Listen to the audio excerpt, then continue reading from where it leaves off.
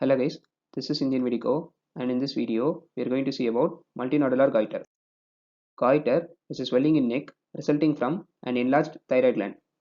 This picture shows a patient with goiter. Now let us see about the etiology of multinodular goiter. Simple goiters can develop from iodine deficiency. Goitrogens like calcium or fluorides are due to thyroid hormone biosynthetic enzyme deficiency. Multinodular goiter develops from long-standing simple goiters. Now let us see about the pathology of multinodular goiter. Grossly, there will be asymmetrical nodular enlargement of thyroid gland.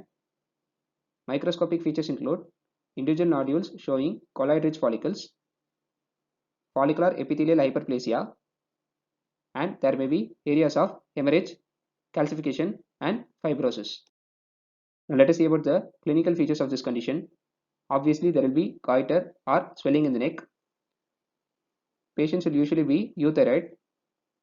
However, the goiter can be toxic. In this case, the goiter produces thyroid hormone leading to hyperthyroidism.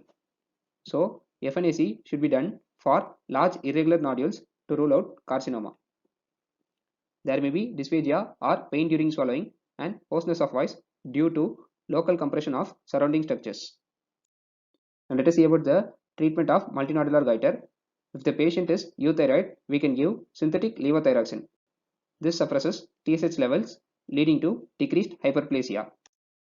If you have any suggestions, please let me know in the comment section. For more such videos, please check out my playlists. If you like my videos, kindly subscribe. Your subscription will encourage me to make more videos. Thank you.